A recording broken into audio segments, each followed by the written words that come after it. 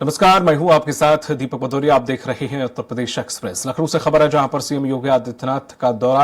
आज 3 जिलों का करेंगे सीएम योगी आदित्यनाथ दौरा। बुलंदशहर, हाथरस, नोएडा जाएंगे सीएम योगी। प्रबुद्धजन सम्मेलन में करेंगे शिरकत। बुलंदशहर के नुमाइश मैदान में होगा सम्मेलन।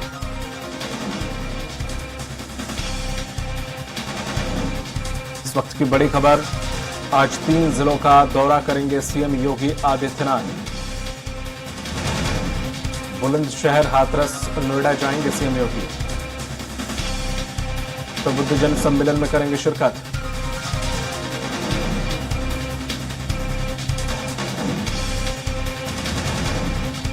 लगातार चुनावी मूड में सीएम योगी आदित्यनाथ। 3 जिलों का दौरा करेंगे सीएम योगी। बुलंदशहर, हाथरस, नोएडा जाएंगे सीएम योगी।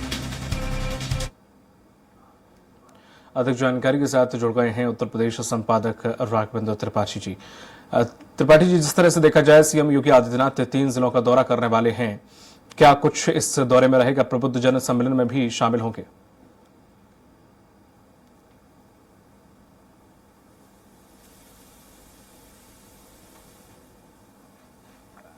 योगी आदित्यनाथ 27 मार्च से लगातार दौरे कर रहे हैं। एक दिन में 2 से 3, 4 जिलों का दौरा कर रहे हैं। अब तक लगभग 15 प्रबुद्ध सम्मेलन कर चुके हैं और वह पश्चिमी उत्तर प्रदेश की जिन 8 सीटों के चुनाव होने हैं, वहां पे 15 बैठकें करना, 15 सम्मेलन करना अपने आप में मायने रखता है।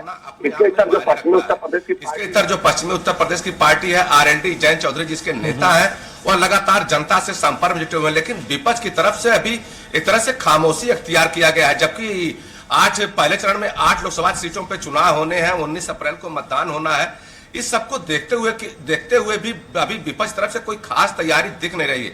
और जिस तरह से योगी आदित्यनाथ लगातार दौरे कर रहे हैं, सरकार की उपलब्धियों को लेकर जनता के बीच जा रहे हैं, वकील, डॉक्टर, शिक्षक और जितने भी समाज के सम्भ्रांत व्यक्ति हैं, साहित्यकार, इन सबके साथ बैठक कर रहे हैं, 1 to 1 बात कर रहे हैं सबसे कि क्या हमारा एजेंडा क्या होना चाहिए, हमें हमारी कमियां क्या है उसको भी बताइए। लोग कमियां भी बता रहे हैं, उन कमियों को सुधारने का प्रयास किया जा रहा है। इसके इतर बूथ स्तर पे टिफिन बैठकें हो रही हैं। जो बूथ कमेटियों के पदाधिकारी हैं, वह गांव वालों के साथ बैठकर टिफिन बैठकें कर रहे हैं। तो कुल मिलाकर तैयारी भारतीय जनता पार्टी जिस तरह से 80 सीटों पर जीतने का टारगेट रखकर चल रही है, उसके पीछे विपक्ष भी कहीं न कहीं से कमजोर दिख रहा है और विपक्ष को भी कहीं न कहीं भारतीय जनता पार्टी के प्रचार अभियान का मुंहतोड़ जवाब देना होगा। जल्दी से जल्दी जनता के बीच जाना पड़ेगा। और सबसे बड़ी बात, विपक्ष में जो एकता थी वो भी कहीं न कहीं खंडित होती दिख रही है। पल्लवी पटेल, जो अपना दल कमेराबादी की नेता है, असदुद्दीन ओवैसी के साथ हाथ मिला लिया, वो भी कई सीटों पर चुनाव लड़ने का ऐलान कर चुकी हैं। स्वामी प्रसाद मौर्य अकेले अपनी पार्टी के नेता, वो भी चुनाव लड़ रहे हैं। तो जो विपक्ष की एका वो भी कहीं बिखर रही है, उसका फायदा भारतीय जनता पार्टी लगातार उठा रही है। और उत्तर प्रदेश में योगी बड़ा चेहरा है, इनकी फैन फॉलोइंग है। इस नाते योगी को भारतीय जनता पार्टी ने मैदान में उतार दिया। योगी खुद 2 से 3 जिलों में लगातार दौरा कर रहे हैं और वहां जाके जनता के बीच संपर्क स्थापित कर रहे हैं। केंद्र और राज्य की जो भी जितनी भी योजनाएं हैं, उनका गुणगान भी कर रहे हैं, बता रहे हैं कि जो पात्र व्यक्ति हैं उसमें से कोई छूटने न पाए। तो इस तरह की तैयारी अगर बीजेपी की है, तो कहीं न कहीं विपक्ष को भी सोचना होगा कि बीजेपी की इस तैयारी का जवाब कैसे देना है। योगी आदित्यनाथ अगर दौरा कर रहे हैं, तो मायावती का दौरा अभी नहीं शुरू हुआ है, अखिलेश यादव अभी दौरे नहीं कर रहे हैं, कांग्रेस की तरफ से अजय राय जरूर जिलों में जा रहे हैं, लेकिन वो भी एक प्रभावशाली प्रचार नहीं हो पा रहा है। राहुल गांधी, प्रियंका गांधी का भी यूपी में कोई दौरा नहीं लगा है। तो इसको देखते हुए योगी जिस तरह से दौरे कर रहे हैं, उसका परिणाम चाहे जो हो, लेकिन भारतीय जनता पार्टी अपने एजेंडे को धार देने में लगातार जुटी हुई है। जी दीपक।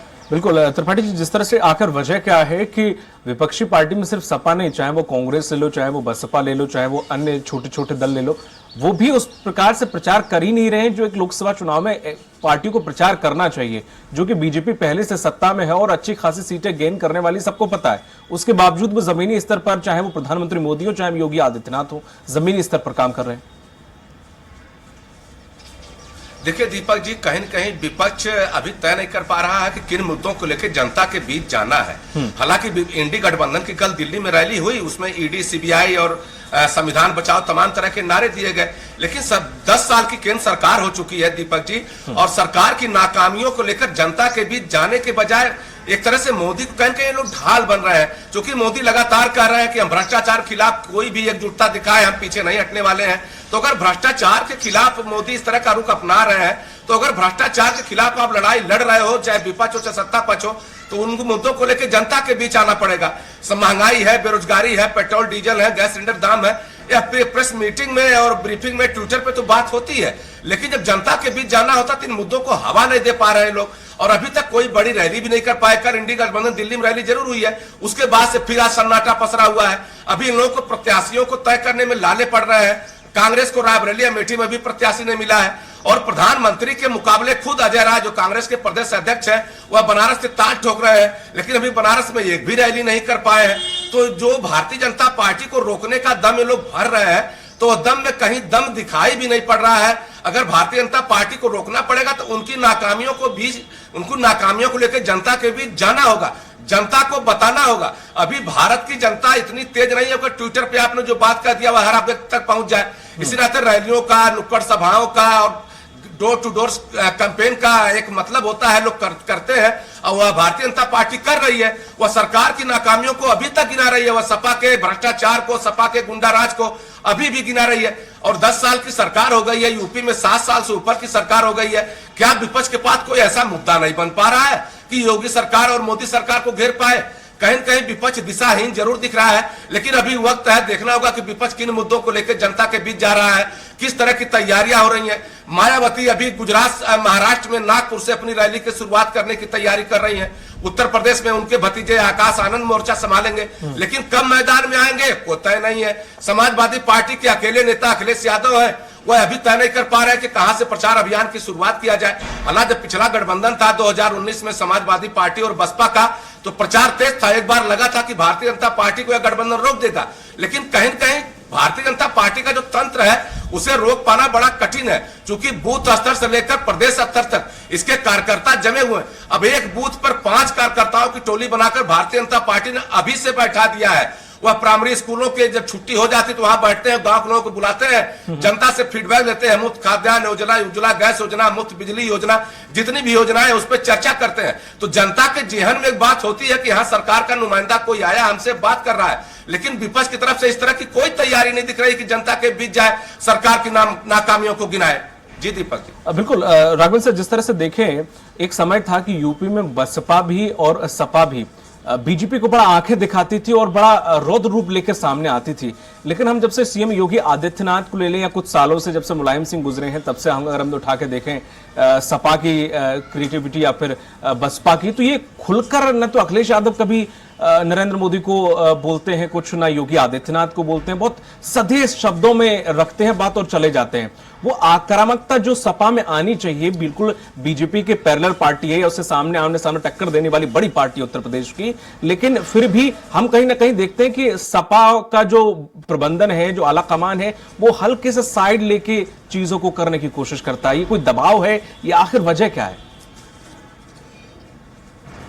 देखिए दीपक जी, यही बात तो कार्यकर्ताओं में चिंता का विषय है कि विपक्ष को जिस तरह से हमला करना चाहिए वो कर नहीं रहा है। इसके पीछे वजह चाहे जो हो, लेकिन लोकतंत्र के लिए जिस तरह से एक आप चुनाव में जाते हैं, बड़ी पार्टी है, एक दौर था दीपक जी कि जब उत्तर प्रदेश में भारतीय जनता पार्टी तीसरे नंबर की पार्टी गिनी जाती थी, सपा बसपा नंबर 1 नंबर 2 रहते थे, लेकिन आज स्थिति उलट है। आज भारतीय जनता पार्टी नंबर 1 पे है, नंबर 2 पे सपा है, लेकिन नंबर 3 और नंबर 4 पे कांग्रेस बसपा में युद्ध चल रहा कि कौन नंबर 3 नंबर 4 की पार्टी होगी।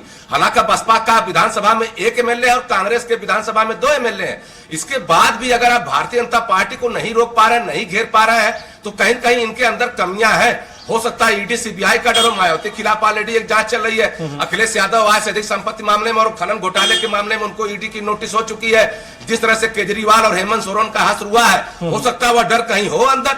लेकिन कुछ भी अगर आप ताल ठोकते हैं, योगी और मोदी खिलाफ ताल ठोकते हैं, कहते हैं मुझे जेल जाने से डर नहीं लगता है, भ्रष्टाचार खिलाफ आवाज बुलंद करूंगा, तो आपको डरना नहीं है। और जिस तरह से विपक्ष को मैदान में आना चाहिए तो तैयारी अभी है नहीं।